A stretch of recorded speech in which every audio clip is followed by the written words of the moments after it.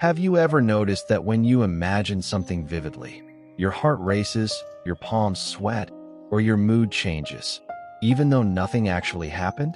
That's because your brain can't really tell the difference between imagination and reality. Welcome to MindDose, where we explore psychology and the power of the human mind, one dose at a time.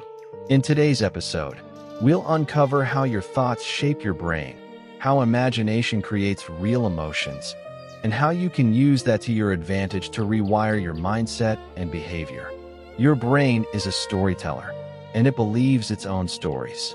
When you imagine a situation, your brain activates many of the same neural pathways that would fire if you were actually living it. Athletes use this all the time.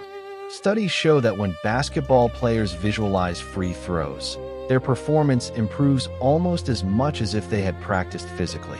That's because your motor cortex, visual cortex, and emotional centers light up and sync, as if your brain is rehearsing the real thing.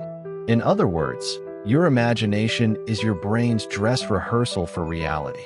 So when you imagine failing, your body prepares for fear. When you imagine succeeding, your body prepares for confidence. And when you imagine peace, your body begins to calm down. That's how powerful your inner world is. Here's something fascinating.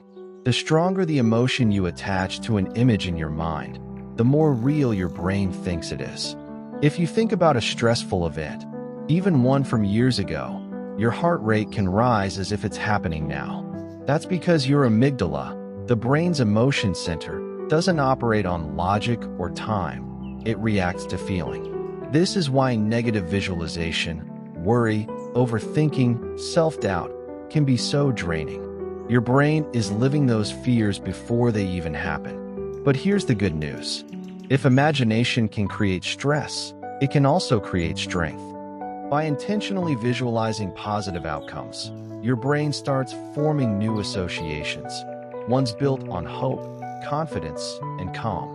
That's called neuroplasticity, your brain's ability to change itself through repeated thought.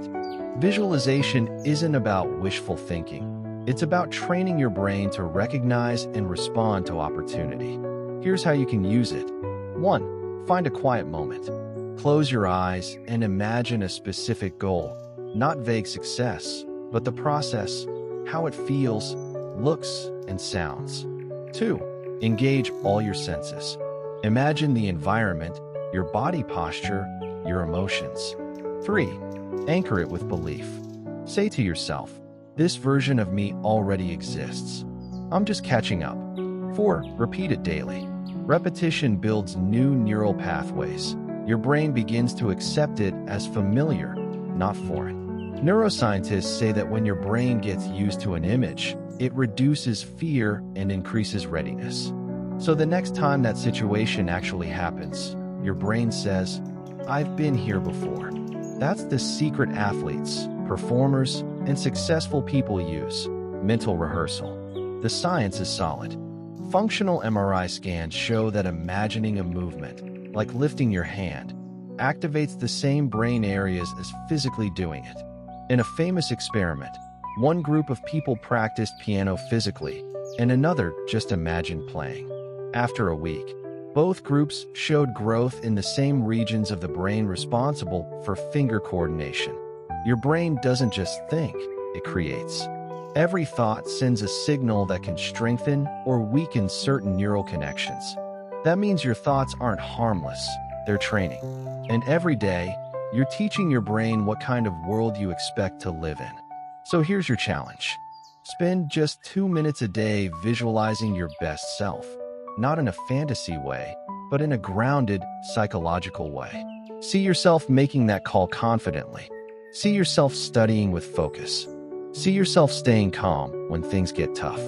The more vividly you picture it, the more your brain prepares to make it real. Your imagination is not an escape from reality. It's the foundation of it. So be careful what you repeatedly picture, because your brain is always listening. If this episode gave you something to think about, subscribe for your next Mind Dose.